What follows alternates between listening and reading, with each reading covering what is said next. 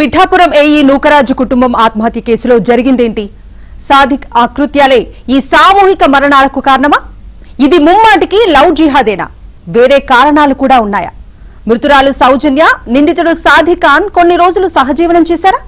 కోట్ల ఆస్తి కొట్టేసే సాదిక్ ప్లాన్ లో నూకరాజు కుటుంబం బలైందా? వాస్తవాలు ఎప్పటికైనా బయటకు వస్తాయా? ఉత్తరప్రదేశ్ టైప్ ట్రీట్మెంట్ కు ఎంత మాత్రమూ అవకాశం ఉందా?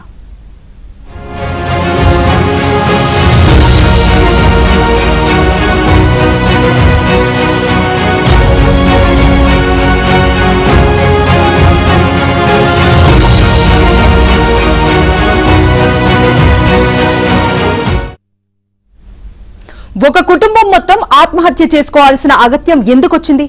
అది ఒక వ్యక్తి చేసిన పనా? ఒక ముఠానే దాని వెనుక ఉందా?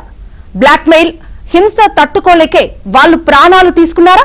పిఠాపురం నుంచి మొదలై తెలుగు రాష్ట్రాల్లోనే కుదిపేస్తోన్న సాదిక్ ఖాన్ ఆగడాలకు అంతే లేకుండా పోతోందా? బాధితురాలు, మృతురాలు అయిన సౌజన్య పట్ల నిందితుడు సాదిక్ వ్యవహరించిన తీరు ఎలాంటి అనుమానాలకు దారితీస్తోంది? అందులో దాగున్న అనేక కోణాలు ఏంటి?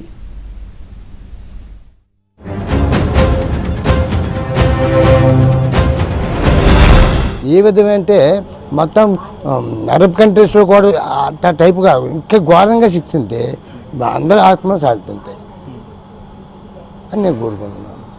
ఇద్దరి మధ్య గొడవలు ఏకంగా ఒక కుటుంబం ఆత్మహత్యకు దారితీస్తున్నాయంటే అది మామూలు విషయం కాదని ఎవ్వరైనా చెబుతారు. భర్త మృతి, ప్రైవేట్ వీడియోలు, పరిచయస్తుడి బెదిరింపులు, వీటన్నింటికీ ఒకటే లింకు. అతడే సాదిక్ ఖాన్. ఒక మహిళను బెదిరించటం, ఆస్తి లాక్కోవటం సహా అనేక ఘాతుకాలకు అతను పాల్పడిన మాట వాస్తవం. అందుకే ప్రస్తుతం పోలీసుల అదుపులో ఉన్న అతన్ని కఠినంగా శిక్షించాలన్న డిమాండ్ వినిపిస్తోంది.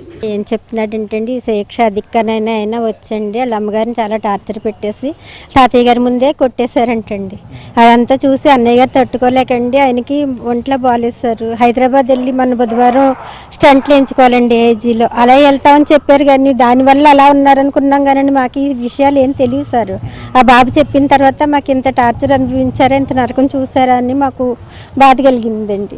అయినా సాదిక్ ఖాన్ అయినా అసలు మీరు వదలకూడదు సార్, ఉరి తీసేయాలండి. ఎందుకంటే ఇలాంటి వ్యక్తి సమాజంలో ఉన్నాడు అనుకోండి, ఎంతో మంది ఆడపిల్లల జీవితాలతో ఆడుకుంటాడండి. ఇప్పుడు నా నాన్నగోళ్ళు అయిందండి, రేపు పొద్దున ఇంకా చాలా మంది అవుతారండి. అందుకని మీరు తప్పనిసరిగా మా అన్నగారు కోరారండి మిమ్మల్ని కఠిన శిక్ష విధించమని. అలాగే మీరు కఠిన శిక్ష విధించండి.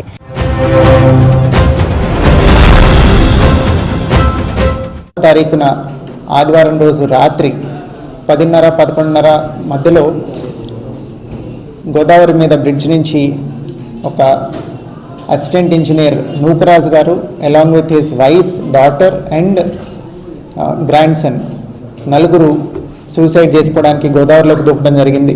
ఒక కుటుంబం ఆత్మహత్య చేసుకోవటానికి కారణమయ్యాడు. అతని వేధింపులు భరించలేక నదిలోకి దూకి ముగ్గురు బలవన్మరణానికి పాల్పడ్డారు. కొంతకాలం క్రితం ఆ కుటుంబ అల్లుణ్ణి హత్య చేశాడనే ఆరోపణలున్నాయి. పాపం ఇప్పుడు ఆ కుటుంబంలో మిగిలింది ఒక బాలుడు మాత్రమే. ఇంత దారుణం జరిగినా తప్పు చేశాననే పశ్చాత్తాపం నిందితుడిలో ఏమాత్రం లేదు. కించెత్ భయం కూడా లేదు. పోలీసులు అడిగిన ప్రశ్నలకు తలబిరుసు సమాధానాలు. పిఠాపురం పంచాయతీరాజ్ ఏఈ నూకరాజు కుటుంబం ఆత్మహత్య కేసులో నిందితుడు సాదిక్ ఖాన్ క్రూరత్వం ఇది. 4 రోజులు పోతే ఎవడూ పట్టించుకోడన్న ధీమా అతడిది.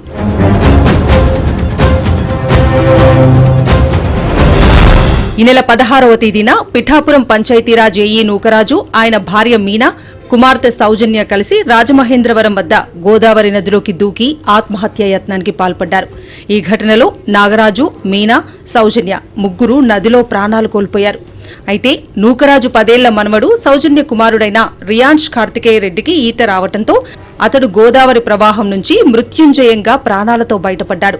ఈలోగా నదిలో లభ్యమైన మీనా మృతదేహం తీవ్రంగా కుళ్లిపోయి పాడైపోవడంతో బంధువులు శనివారం నాడు ఆమె మృతదేహాన్ని స్వాధీనం చేసుకున్నారు. ఆదివారం పోస్టుమార్టం పూర్తి చేసిన అనంతరం మృతదేహం కాకినాడకు తరలించే పరిస్థితి లేకపోవడంతో ధవళేశ్వరంలోని శ్మశాన వాటికలోనే అంత్యక్రియలు నిర్వహించారు.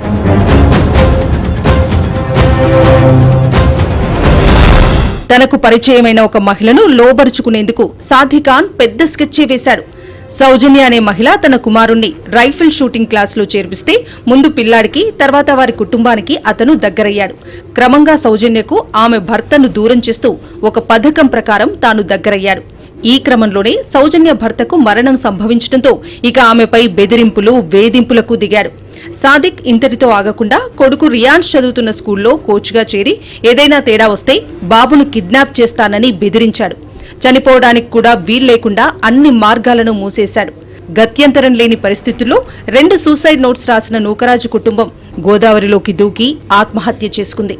దాంతో పరారైన సాదిక్ ను పోలీస్ బృందాలు 4-5 రాష్ట్రాలు గాలించి మరీ పట్టుకొచ్చాయి. సూసైడ్ నోట్లో ఉన్న కంటెంట్స్ ఏమైతే ఉన్నాయో వాటిని బేస్ చేసుకొని ఒక మర్డర్, ఎక్స్టార్షన్, ఫోర్స్ఫుల్ కన్వర్షన్ ఇవన్నీ ఇంక్లూడ్ చేసి ఒక ఎఫ్ఐఆర్ రిజిస్టర్ చేయడం జరిగింది. ఈ ఎఫ్ఐఆర్ రిజిస్టర్ చేసిన తర్వాత ముందు సూసైడ్ నోట్లో ఎవరైతే సాదిక్ ఖాన్ రెస్పాన్సిబుల్ అని రాశారో ఈ సూసైడ్ నోట్లో కూడా సౌజన్య గారు రాసి సర్పవరంలో ఏ కేసు అయితే రిజిస్టర్ అయిందో దానికి లింక్డ్ సూసైడ్ నోట్లో కూడా ఈ సాదిక్ ఖాన్ అనే అతనే కారణమని రాసుండటంతో అతన్ని ముద్దాయిగా చేర్చి అతని కోసం వెతకటం మొదలుపెట్టిన తర్వాత it was a very growling chase across 5 states. Sadiq ఖాన్ని వెంటపడి it is an example of meticulous police work. Sadiq పోలీసులకు ఏం చెప్పాడనేది నిదానంగా బయటకొస్తుంది. అతని వల్లే ఒక కుటుంబం ఆత్మహత్య చేసుకుందని మాత్రం వరుస ఘటనలు చెప్పకనే చెబుతాయి. పైగా సౌజన్య రాసిన సూసైడ్ నోట్ ఇప్పుడు ప్రతి ఒక్కరిని కంటతడి పెట్టిస్తోంది.